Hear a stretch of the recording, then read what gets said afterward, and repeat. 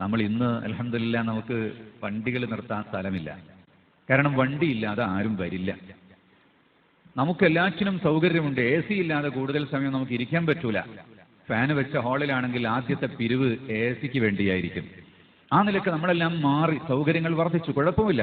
ഇത് അവസ്ഥ അല്ലാഹു ലക്കും ഫൗസിഉ. ഉമർ ഇബ്നുൽ ഖത്താബ് റളിയല്ലാഹു അൻഹു പറഞ്ഞു, റസൂലുള്ളാഹിന്റെ കാലത്ത് വളരെ വിഷമമാണ്. ഉച്ചയ്ക്ക് ഭക്ഷണം കഴിച്ചാൽ രാത്രി കഴിക്കാനുണ്ടാവില്ല.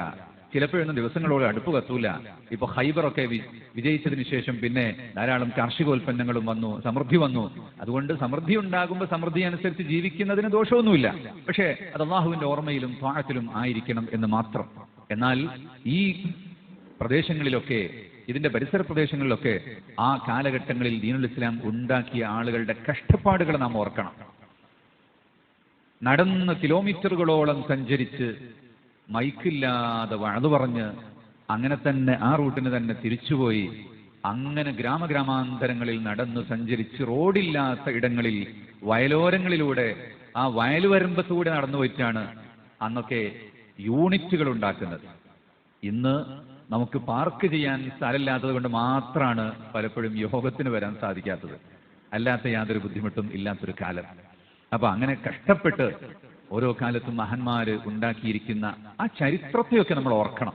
ചരിത്രം ഓർത്തുകൊണ്ട് വരും കാലങ്ങളിലേക്ക് ഇനിയും എല്ലാ കാലവും സുഖമായിരിക്കുമെന്ന് വിചാരിക്കരുത്. ഇതൊരു വേവ്സ് ആണ്. ഏത് കാലത്തും ഒരു വേലിയേറ്റവും വേലിയിറക്കവും. ലോകത്തെ ഏത് പ്രസ്ഥാനത്തിനും ഏതൊരു സഞ്ചാരത്തിനും കയറ്റവും ഇറക്കവും ഉണ്ടാവും. അപ്പോ നമ്മളൊക്കെ ഒരു 10-40 വർഷം മുമ്പുള്ള കഷ്ടപ്പാടുകളിൽ നിന്ന് ഇങ്ങനെ സുഖത്തിലേക്ക് വന്നൊരു കാലമാണ്. ഇനി ഇങ്ങനെ ഒരു പക്ഷേ കുറെ കഴിയുമ്പോൾ 40 വർഷം കഴിയുമ്പോൾ പിന്നെയും വീണ്ടും കഷ്ടപ്പാടിലേക്കും പ്രയാസത്തിലേക്കും വരും. അല്ലാഹു നമ്മെ പ്രയാസപ്പെടുത്താതിരിക്കട്ടെ. പക്ഷെ എന്ത് പ്രതിസന്ധികൾ വരുന്നത് നിങ്ങളുടെ കയ്യിൽ പണമില്ലാത്തത് കൊണ്ടാകില്ല, വണ്ടിയില്ലാത്തത് കൊണ്ടാകില്ല, ലൗഡ് സ്പീക്കർ വാങ്ങാൻ ക്യാഷ് ഇല്ലാത്തത് കൊണ്ടൊന്നും ആകില്ല, പെർമിഷൻ ഇല്ലാത്തത് കൊണ്ടാകും, ജാഥ നടത്താൻ പറ്റാത്തത് കൊണ്ടാകും, മീറ്റിംഗ് നടത്താൻ അനുവദിക്കാത്തത് കൊണ്ടാകും. അങ്ങനെ പലതും സംഭവിക്കും. അല്ലാഹു കാത്തു രക്ഷിക്കട്ടെ. മുഅ്മിനീങ്ങൾ നിരന്തരമായി തഖ്വയിൽ അധിഷ്ഠിതമായി പ്രവർത്തിച്ചുകൊണ്ടിരിക്കും. അല്ലാഹുവിന്റെ സഹായം ഇങ്ങനെ കൂടെ വന്നുകൊണ്ടിരിക്കും. അതിന് ബ്രേക്ക് വരുമ്പോഴോ വഴി തെറ്റുമ്പോഴോ ആണ് യഥാർത്ഥത്തിൽ അപജയങ്ങളിലേക്ക് പോകുന്നത്. അല്ലാഹു കാത്തു രക്ഷിക്കട്ടെ. അപ്പൊ നമ്മൾ നന്നായി അധ്വാനിക്കുകയും അഹ്ലുസുന്നത്തി വൽ ജമാഅത്തിന്റെ ആശയമാണ്, അതാണ് യഥാർത്ഥ ഇസ്ലാം എന്ന കാര്യത്തിൽ സംശയമില്ലാത്ത രീതിയിൽ ലോകം മുഴുവനും ഇന്ന് അംഗീകരിച്ചു കഴിഞ്ഞിട്ടുണ്ട്. എല്ലാവർക്കും സുന്നിയാവണം, എന്നെയും സുന്നിയാക്കുമോ എന്ന് ചോദിക്കുന്ന രീതിയിലേക്ക് അറബ് രാജ്യങ്ങളിലും യൂറോപ്യൻ രാജ്യങ്ങളിലും അമേരിക്കയിലും എല്ലാ രാജ്യത്തും സുന്നത്ത് ജമാഅത്തിന് നിന്ന് വലിയ പ്രാധാന്യമാണ്. അത് സത്യത്തിന്റെ വഴിയാണെന്നും അത് കുഴപ്പക്കാരുടേതല്ല എന്നും എല്ലാം ലോകം തിരിച്ചറിഞ്ഞിട്ടുള്ള ഒരു കാലത്താണ് നാം ഇന്ന് ജീവിക്കുന്നത്. ചില രാജ്യങ്ങളൊക്കെ ഭരിച്ചിരുന്നതിന് ആധാരമാക്കി എടുത്തിരുന്ന നവീന ആശയങ്ങളെ അതൊന്നും വേണ്ട, അതൊക്കെ കുഴപ്പമാണ് എന്ന് തിരിച്ചറിഞ്ഞുകൊണ്ട് ഭരണാധികാരികൾ പോലും അത്തരം ആശയങ്ങൾ ഒഴിവാക്കി എറിയുന്ന ഒരു കാലത്ത് നല്ല മുഅ്മിനീങ്ങളായി ജീവിക്കാൻ നമുക്ക് സാധിക്കണം.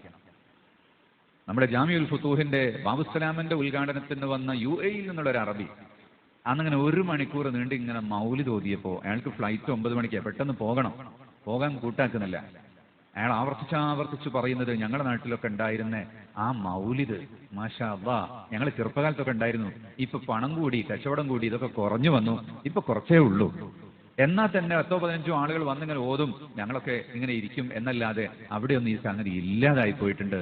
ഇവിടെയാണെങ്കിൽ 1000 ആളുണ്ടെങ്കിലും 1000 ആളും മൗലിദ് ഓതുകയാ. എന്തൊരു രസമുണ്ട്. ഞാൻ ഇനി അടുത്തുള്ള റബീഉൽ അവ്വലും വരും. ഒരാളല്ല, അങ്ങനെ എല്ലാവരും ഖത്തറിലും അതുപോലെ ബഹ്റൈനിലും അങ്ങനെയുള്ള സ്ഥലങ്ങളിൽ നിന്നൊക്കെ നമ്മൾ വിചാരിക്കുന്ന ഇവർക്കൊന്നത് പറ്റൂല, ദഹിക്കൂല എന്ന് വിചാരിക്കുന്ന ആളുകൾ ഇതൊരു കലയാണ്, ആനന്ദമാണ്, സൗന്ദര്യമാണ്, ഈമാനിക പ്രകാശമാണ് എന്ന് ആസ്വദിച്ചറിഞ്ഞിട്ട് അതിലേക്ക് മാറുകയാണ്. നിങ്ങൾ കണ്ടിട്ടില്ലേ, മൗലിദ് ഓതാൻ പാടില്ല എന്ന് പറഞ്ഞു പ്രസംഗിച്ചും എഴുതിയും നടന്നൊരാശാൻ ഈ അടുത്ത് പറഞ്ഞതെന്താ? മൗലിദ് നബിതങ്ങളുടെ കാലത്തുണ്ടായിരുന്നോ എന്ന് ചോദിക്കുന്നത് ശരിയല്ല, അന്നില്ല എന്ന് പറഞ്ഞാൽ പാടില്ല എന്നതിന് തെളിവല്ല. ആരാണ് പറയുന്നത്? പണ്ട് ഇതിനൊക്കെ എതിർത്ത് നടന്നിരുന്ന ഒരാളാണ് പറയുന്നത്. എന്ത്? ഇപ്പൊ അതൊക്കെ അതിന് ഒരിക്കലും അപ്പറയുന്നതിന് തെളിവില്ല. ഒരു മതത്തിന്റെ നേതാവിനെ പ്രചരിപ്പിക്കാതെ മതം പ്രചരിപ്പിക്കാൻ കഴിയുമോ?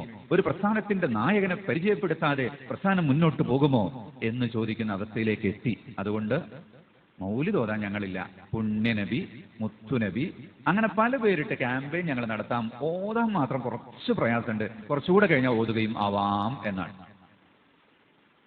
മന്ത്രിക്കാൻ പറ്റൂല. റുഖിയ ശർഈ കുഴപ്പമില്ല. റുഖിയ ശർഈ എന്ന് പറഞ്ഞാൽ മലയാളത്തിൽ എന്താ പറയാ? മന്ത്രം എന്നാ പറയാ. ഈ മന്ത്രം എന്ന് മലയാളത്തിൽ എങ്ങനെയോ അങ്ങനെ ആയിപ്പോയതാ. തന്ത്രം.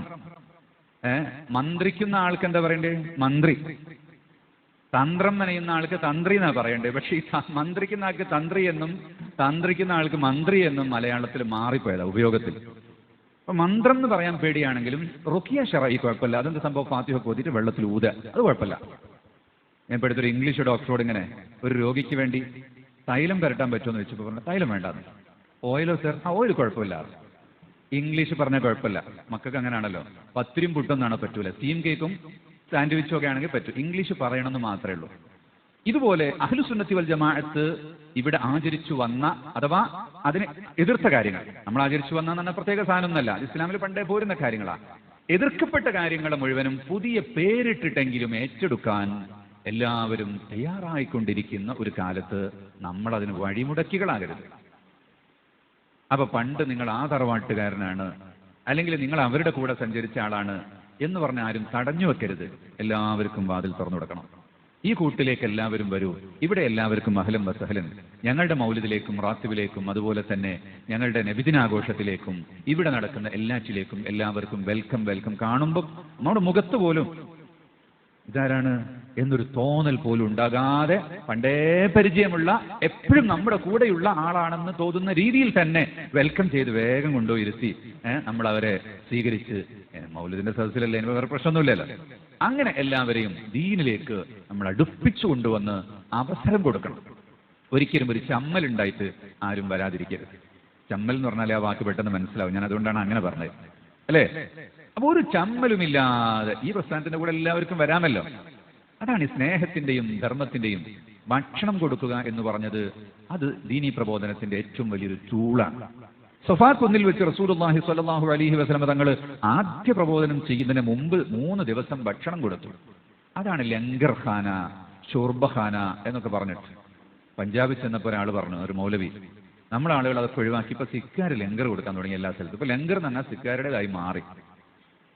കാരണം ചിലരൊക്കെ ഇതൊക്കെ ശാപ്പാട്ടുരാമന്മാരെന്നൊക്കെ വിളിച്ചിട്ട് ഭക്ഷണം കൊടുക്കുന്നതിനെ കളിയാക്കിയപ്പോൾ ചിലപ്പോൾ അതിൽ നിന്ന് ആളുകൾക്ക് ദൂരോട്ട് പോകാൻ തുടങ്ങി. അതുകൊണ്ട് അരിയും ഇറച്ചും കൊടുക്കുക, ചെമ്പിലിട്ട് വേവിച്ചാൽ ശിർക്കായി പോകും എന്ന് പറഞ്ഞിട്ട് അങ്ങനെ വിഷമിച്ച് നടന്നൊരു കാലം. അതല്ല, ഭക്ഷണമാണ് സ്നേഹം. അത്ഇമു ത്വആം, ഭക്ഷണം കൊടുക്കുക, അത് സ്നേഹത്തിന്റെ ഏറ്റവും വലിയ അടയാളമാണ്. ഇതൊക്കെ സംസ്കാരമായി, സമൂഹത്തിന്റെ സംസ്കാരമായി, നാടിന്റെ രീതിയായി മാറ്റിയിട്ടുള്ള, ഏത് മതക്കാരനും ഒന്നിച്ചു നിൽക്കാൻ പറ്റുന്ന രീതിയിലുള്ള സംസ്കാരവുമായി ലോകത്തെന്നും പ്രവർത്തിക്കുന്ന ഒരു പ്രസ്ഥാനമാണ് വിശുദ്ധ ദീനുൽ ഇസ്ലാം, അഹ്ലുസുന്നത്തി വൽ ജമാഅ. അപ്പൊ നമ്മൾ കേരള മുസ്ലിം ജമാഅത്തിന്റെ കീഴിൽ സമസ്ത കേരള ജമിയത്തുൽ ഉലമയുടെ ആശയാദർശങ്ങളെ സമൂഹത്തിലേക്ക് പ്രചരിപ്പിക്കുന്നതിന് വേണ്ടി കേരള മുസ്ലിം ജമാഅത്തുകാരാണ് നമ്മളെല്ലാവരും. എന്നാണ് SYSSF ഒക്കെ ഈ പ്രസ്ഥാനം കേരള മുസ്ലിം ജമാഅത്താണ്. അപ്പൊ ഈ സംഘടനയെ നാം നെഞ്ചേറ്റിക്കൊണ്ട് എല്ലാവർക്കും, ഈ നാട് ഏറ്റവും കൂടുതൽ വളക്കൂറുള്ള, പഴയ മലകളിലൊക്കെ കയറിയാൽ നമുക്ക് പുതിയ കൃഷിയൊക്കെ ചെയ്യാൻ എളുപ്പമായിരിക്കില്ല, വളരേണ്ടി വരില്ല. അങ്ങനത്തെ നാടാണിത്. ഇവിടെയൊക്കെ വളരെ വളക്കൂറുള്ള നാടാണ്. ഇത് നന്നായി ഉപയോഗപ്പെടുത്തി മുന്നോട്ട് കൊണ്ടുപോകുന്നതിൽ ഈ പ്രസ്ഥാനത്തോടൊപ്പം നമ്മൾ ഇന്നും ഉറച്ചു നിന്ന് നമ്മുടെ ധനവും സമ്പത്തും സമയവും ചെലവഴിക്കണം. ഈ സ്ഥാപനത്തോടുകൂടെ ബഹുമാനരായ അബ്ദുൾ റഷീദ് സഖാഫി SYSന്റെ ജില്ലാ പ്രസിഡന്റ് കൂടിയാണ്. അതുപോലെ തന്നെ ഈ 2 സ്ഥാപനങ്ങളെയും, 2 എന്ന് പറയണ്ട, അതിപ്പോ കുറെ അവിടെ എവിടെയും പീസസ് ഉണ്ടാവും, എല്ലാം ഒരു കേന്ദ്രമായി, ഒരു സ്ഥാപനമായി അദ്ദേഹം മുന്നിൽ നിന്ന് നയിക്കുകയാണ്. അദ്ദേഹത്തിന്റെ ഇടത്തും വലത്തും കൂടെയും നിന്നുകൊണ്ട് നാം പ്രവർത്തിക്കുകയാണെങ്കിൽ തീർച്ചയായും ഇത് അനുസ്യൂതം മുന്നോട്ട് ഗമിക്കും. അതിശീഘ്രം ഇത് വളരും. അള്ളാഹു അനുഗ്രഹിക്കട്ടെ, തൗഫീഖ് നൽകട്ടെ.